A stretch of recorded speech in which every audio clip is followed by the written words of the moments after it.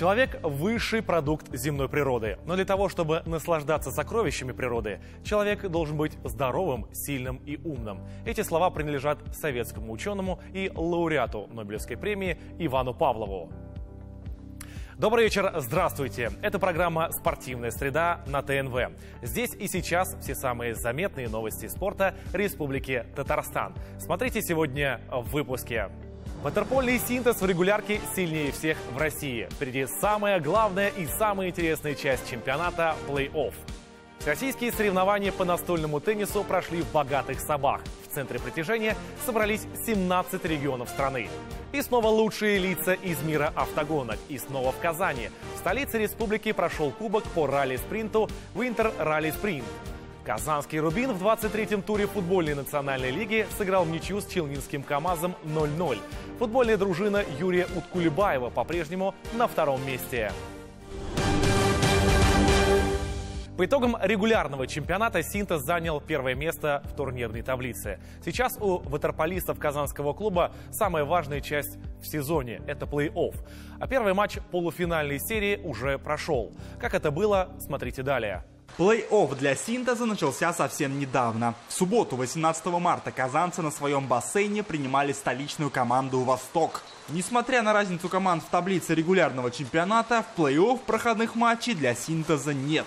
Полуфинал есть полуфинал, важная игра, конечно, эмоции положительные. И плюс ко всему более чем удачно сыграли, дисциплинированно, до конца друг на друга играли и ожидали свои шансы, моменты и реализовывали. Первое место в регулярке позволило казанцам сразу начать плей-офф с полуфинала. А вот москвичи по пути уже прошли питерскую «Балтику». Счет в серии 2-1. Эта команда только что выиграла 2 игры подряд у «Балтики», которая команда более чем серьезная. Так что это была непростая игра, просто нам некоторые вещи удавались больше, чем им.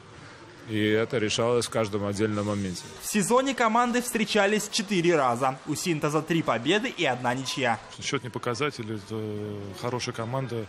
Недавно обыграла на выезде команду «Питер» в четвертьфинале. У них подъем эмоциональный был. Конечно, было непросто. В бассейне «Оргсинтез» хозяева выиграли 3 из 4 игровых отрезков. Ударное начало позволило повести в первом периоде уже 4-0. Во втором ничья 2-2. Далее хозяева играли по счету 3-0 в третьем и 6-3 в четвертом отрезке. Однозначно довольны результатом. Важная победа, конечно же, в начале серии плей-офф. Если отодвинуть в сторону технические детали, надо отметить, что команда серьезно подошла к этой игре и показала хорошее водное поло. На табло итоговые 15-5. Сергей Лисунов оформил хэт-трик. Иван Сучков, Никита Деревянкин, Эмиль Зинуров и Даниил Иванов записали на свой счет дубли. Сказался класс команды из Казани. Но радоваться раньше времени никто не собирается. В Казани всегда играть непросто в этом бассейне.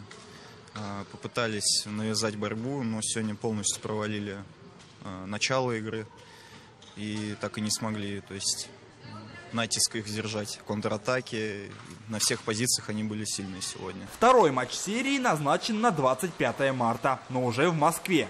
При победном исходе «Синтез» досрочно завершит полуфинал и будет ждать соперника в финале. Волгоградский «Спартак» и Астраханская «Динамо» выясняют отношения в параллельном полуфинале. И одна игра есть одна игра, на выезде они будут играть дома, так что этот счет ничего ни о чем не говорит, будем готовиться, также настраиваться на следующий поединок. Постараемся сделать работу над ошибками за неделю и выйти уже настроенными в субботу.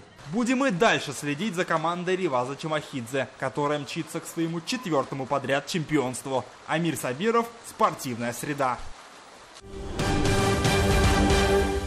С 18 по 19 марта в богатых Сабах проходили ежегодные лично-командные всероссийские соревнования по настольному теннису, посвященные памяти заслуженного лесовода РСФСР и Татарской ССР Нургали Миниханова. В соревнованиях участвовали женщины и мужчины из 17 регионов России. Во всех подробностях разбирался наш корреспондент. Казалось бы, бей по крохотному мячику ракеткой и выигрыш у тебя в руках. Но не тут-то было. На самом деле настольный теннис, или как его еще называют пинг-понг, это слияние динамики, реакции, сдержанности и ума. Без подготовки, уловок и четко сформированной тактики победу в этой игре не одержать. Совсем недавно нам удалось убедиться в этом. На прошлой неделе в Богатых Собах проходили ежегодные лично-командные всероссийские соревнования по настольному теннису, посвященные памяти заслуженного лесовода РСФСР и ТАССР Нургали Миниханова. Соревнования ежегодно проводятся уже 21 год, поэтому как бы тут, наверное, более-менее уже все налажено. То есть последние годы очень приличный призовой фонд, который, скажем так, созывает сюда довольно сильных спортсменов. В соревнованиях участвовали женщины и мужчины из 17 регионов России. Несмотря на то, что в первом этапе участвовали спортсмены из сельских районов Республики Татарстан, наблюдать за ними было так же интересно, как и за сильнейшими спортсменами России. Своих я оцениваю, как всегда, максимально хорошо, все готовы. С кем-то получилось побольше поработать, и кто-то психологически добавляет, когда на такие соревнования приезжает и со старшими играет.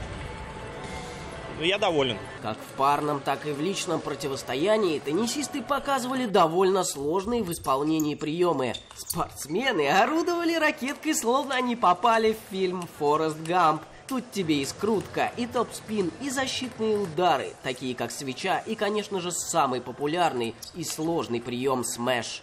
В общем, до финала дошли, до полуфинала, скажем так, дошли уверенно, а в полуфинале пришлось побороться, но все равно не было какого-то такого адреналина или мандража, то есть не давлел результат. Выиграли, хорошо проиграли.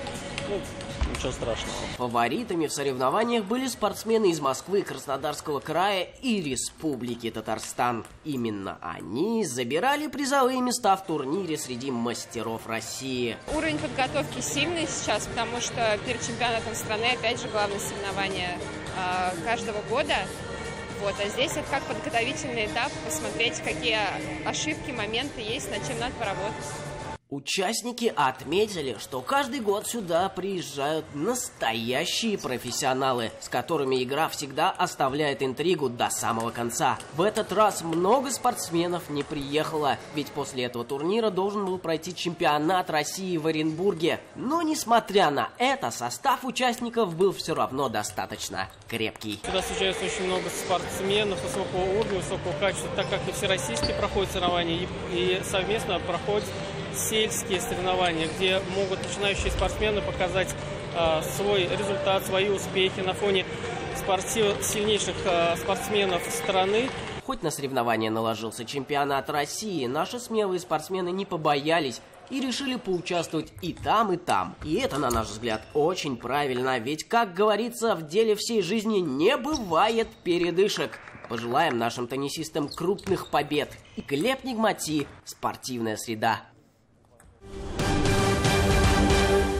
Эфир спортивной среды продолжается в формате интервью. Сегодня у нас в гостях Игнатьев Сергей Михайлович, президент Федерации бокса Республики Татарстан. Сергей Михайлович, добрый вечер.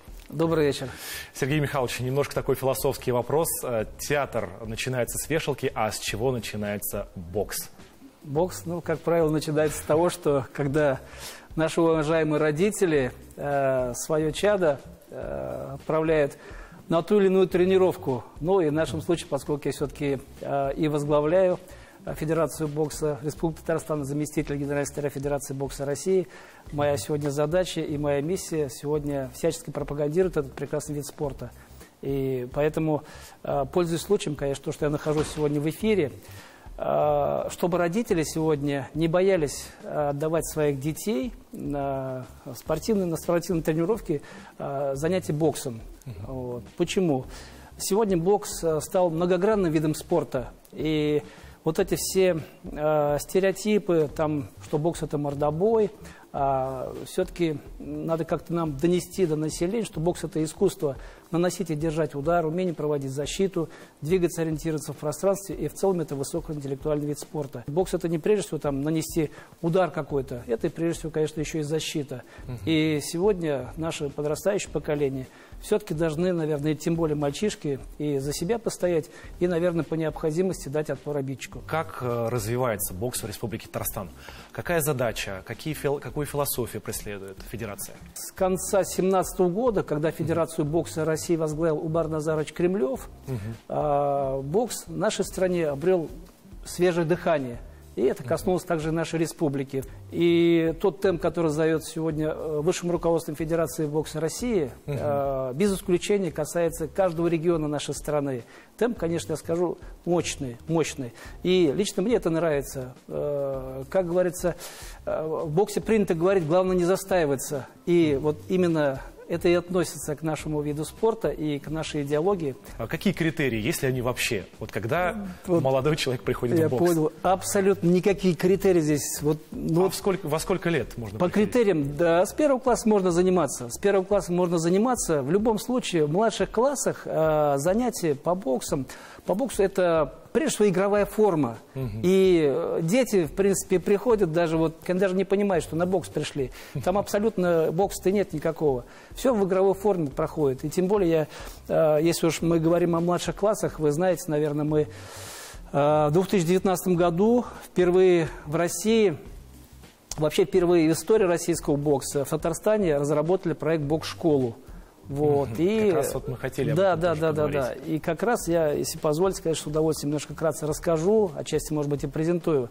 Разработали программу это мы на базе 49-й школы города Казани совместно с директором школы. Соответственно, мы согласовали этот проект с Министерством образования, Министерством спорта, Федерацией бокса России. И для пущей важности сделали экспертизу в Институте развития образования Республики Татарстан. В 2020 году, в марте месяце, у нас состоялась встреча совместная министра спорта, генеральный секретарь Федерации бокса России тогда Умар Назарович Кремлева. Я вкратце презентовал этот проект президенту Республики Татарстан Рустаму Нургалевичу Миниханову. Ну и, соответственно, заручился поддержкой президента. Мы уже с 2020 года, с 1 сентября, этот проект запустили в 10 образовательных учреждениях республики. Цель проекта – создание условий для гармоничного развития подрастающего поколения средствами физкультурно-спортивной и оздоровительной деятельности. Задача – это популяризация бокса, привить любовь к физкультуре, к спорту, к здоровому жизни подрастающего поколения, формирование навыков – это прекрасный вид спорта, воспитание морально-этических качеств. Ну и, конечно же, сегодня, как немаловажно, формирование патриотизма, любовь к родине, сопричастность, конечно, ее истории. Сергей Михайлович, мы говорим про бокс, и как-то все равно в голове витает именно мужской пол. Как у нас обстоят дела в женском боксе? Сейчас модно, что ли, стал боксом заниматься? Фитнес-бокс. Зайдите, пожалуйста, в любой фитнес сегодня, где практически во всех фитнес-клубах республики, в частности в Казани, везде есть ринг и везде есть фитнес-бокс именно. Почему? Вообще, я считаю так, при выполнении боксерских упражнений задействованы все абсолютно группы мышц. Это отличная кардионагрузка. Наша главная задача с Олимпийским советом республики, ведь не только воспитать чемпионов мира, олимпийских чемпионов. Наша задача сегодня развить массовость, чтобы бокс стал еще более массовым видом спорта и любимым. И наша задача сегодня всячески оказывать содействие, вести работу с подрастающим поколением. Все-таки подрастающее поколение – это здоровая нация, это будущее, здоровая страна. Поэтому мы всячески будем этот вид спорта развивать. И не только вид спорта этот развивать, мы всячески будем пропагандировать физкультуру, здоровый образ жизни. Мы ведь не только проводим сегодня занятия по боксу, мы проводим уже с недавних пор Международный день бокса, когда мы приглашаем всех абсолютно горожан и гостей республики для того, чтобы принимали участие на открытой тренировке. И там упражнения абсолютно элементарные, простые, для всех доступные и можно выполнять. И мы всячески в парках тоже проводим мероприятия. В нашей республике, повторяюсь, и в других регионах тоже стараемся проводить открытые такие тренировки с элементарными упражнениями. Олимпийский совет Республики Татарстан вносит огромный вклад в развитие бокса. И хотелось бы отметить, что сейчас в Казани проходят всероссийские соревнования по боксу, посвященные столетию общества «Динамо» среди юношей 15-16 лет. Сергей Михайлович, расскажите об этом соревновании поподробнее. В настоящий момент во многих регионах нашей страны проводятся чемпионаты и первенства федеральных округов и отборочные соревнования по обществам. И, соответственно, общество «Динамо» – это одно из авторитетных обществ И мы с большим удовольствием, когда нам предложили высшее руководство «Динамо России» провести по одному из возрастов нашей республики, мы, конечно же, согласились. Мы на этом не остановимся, то, что будем проводить мероприятия по возрасту 15-16 лет. И другие возрасты тоже будем брать с удовольствием. Что это нам дает? Это, прежде всего, дает ребятам возможность, победителям, участвовать в первенстве России. Это повышение спортивного мастерства, налаживание дружеских связей с другими регионами. Это мероприятие, которое сейчас проходит в Казани в эти дни, с 17 по 22 марта, участвуют 183 спортсмена, 25 регионов России. Я искренне желаю нашим и татарстанским боксерам, да и вообще ребятам успешных поединков и только побед. Вот. А то, что нужно проявить гостеприимство в нашей республике, мы уже слышим положительные отклики от всех наших коллег, тренеров, боксеров, то, что Татарстан очередной раз проявляет гостеприимство на высшем уровне и в том числе и сами соревнования проводит. Сергей Михайлович, а как строится путь от любительского бокса к профессиональному и как, скажем, структурно это выглядит вот в Татарстане? И в том числе, какие есть перспективные боксеры, которые могли бы в перспективе выступать именно на профессиональном уровне? Ну и стоит напомнить, что любительский бокс – это чемпионаты мира, чемпионаты Европы и Олимпийские игры. А все остальное, когда ты переходишь в профессионала, это уже пояса, это большой бизнес. Как вот здесь вот выстроена работа? И какие перспективные ребята есть в республике? Мы всячески создаем условия для того, чтобы ребята могли себя найти, могли реализоваться не только в олимпийском, но и в профессиональном. Предлагаем просто поучаствовать и сделать какие-то первые шаги на профессиональном ринге. Для этого мы ежегодно теперь уже проводим Кубок Казанского Кремля, где наши татарстанские ребята могут себя проявить именно на профессиональном ринге.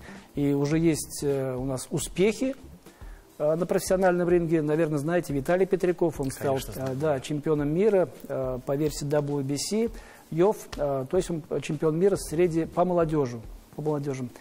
Вот. И есть у нас еще Эмир Басиров, который тоже в ближайшее время проявится. Он будет боксировать за титул чемпиона России. Виталий Петряков буквально в скором времени будет боксировать, отстаивать свой титул чемпиона мира. Сергей Михайлович, мы вас благодарим за то, что вы пришли. Мы с вами поговорили о боксе, поговорили о детском, о любительском и о профессиональном боксе, о школе бокса. Вы стали автором и куратором этого большого проекта. Мы желаем вам больших успехов в дальнейшем, в вашей федерации, ну и самое главное, побед. И побольше нашим татарстанским боксерам. Да, побед не только в ринге, побед еще и в жизни. И сегодня даже тот спортивно-образовательный проект – это не только социально значимый проект, это миссия – воспитать из наших детей здоровых и активных, физически крепких и психически устойчивых личностей. Поэтому мы к этому и стремимся. И это самое главное. Большое спасибо вам. Вам спасибо. Казанский «Рубин» на пути к своему выходу в премьер-лигу. И не так давно после зимних сборов дружина Уткулибаева возобновила свои выступления в первой лиге. Очередным соперником в зубодробительном противостоянии стала набережно-челнинская команда «КамАЗ». О самых главных моментах матча и как рубиновые подошли ко второй части чемпионата смотрите в следующем сюжете. Футбольная эпопея Республики Татарстан продолжается в новых красках. Весна вновь распахнула свои двери, чтобы открыть второй круг чемпионата первой футбольной лиги. И Рубин не так давно вернулся с предсезонных сборов, заявив о себе очень громко, перезапустив рубиновую машину и начав с трехматчевой беспроигрышной серии, расположившись на второй строчке в турнирной таблице. И у дружины Юрия Уткульбаева на очереди встал один из середняков лиги, набережно-челнинский КамАЗ. Данное противостояние наименовалось как битва двух соседей, некий татар-стайл. Но счет на табло точно ничем не мог порадовать любителей татарстанского футбола. Скудные 0-0 по исходу матча сопутствовали плохой погоде. Но приходится подстраиваться под обстоятельства, поэтому разделили между нападающими по тайму, да.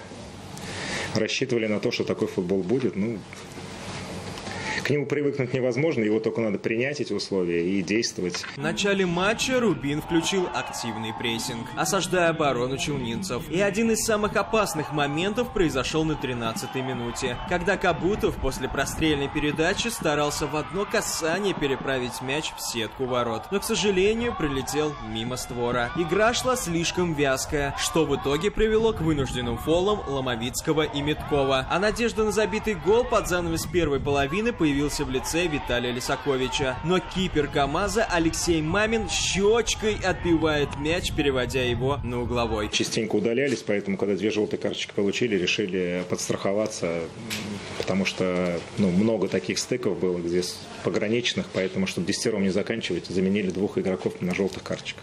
Во втором тайме Юрий Анварович выпускает Фомие и Ашурматова. И тут начинается затишье. Возня в центре поля и 3 нарушения со стороны челнинцев. Матч постепенно уходил в небытие. Но на 79-й минуте все тот же Лисакович оживляет фан-сектор Рубиновых, нанося хлесткий удар, который безжалостно прилетает мимо ворот. В концовке встречи Уткульбаев делает двойную замену, выпуская Сотмурата Бакаева и Михаила Костюкова. Все так же во избежание некого катарсиса. Далее игроки обеих команд уже просто доигрывали спокойно встречу со взглядом на будущие игры. 2 команды начали уже немного более, наверное, надежно играть, подальше от своих ворот, как говорится, чтобы там навязать какую-то борьбу.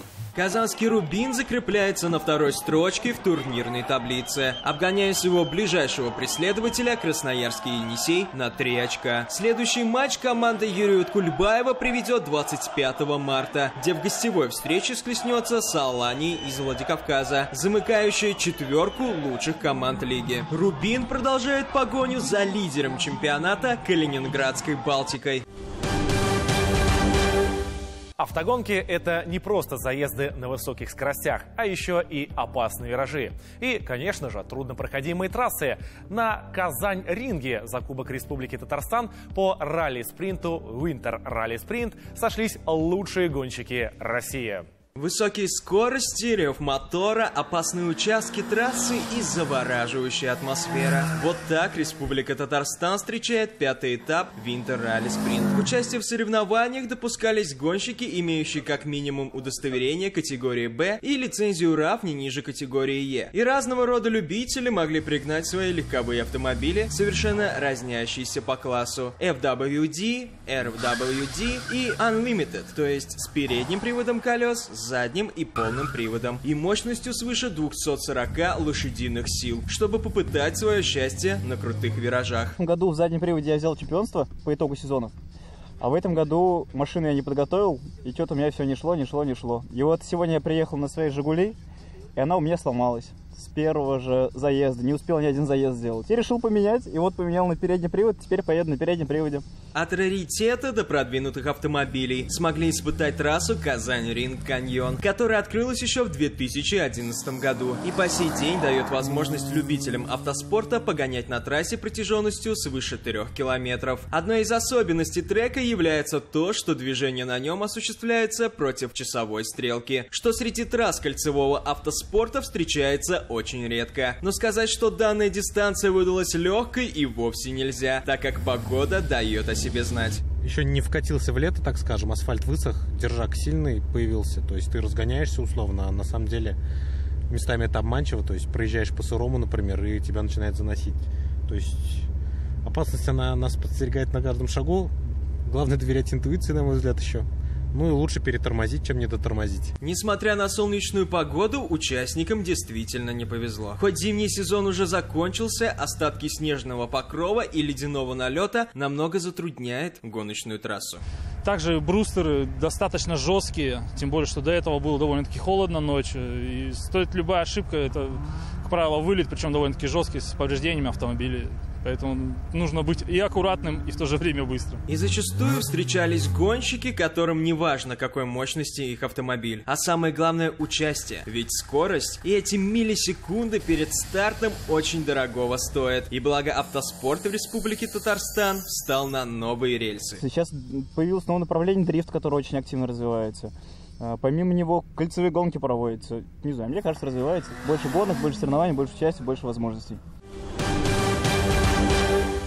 Это была программа «Спортивная среда» на ТНВ. До встречи в следующем выпуске, где мы увидим новых героев спорта. Дальше будет только интересней. Всем пока!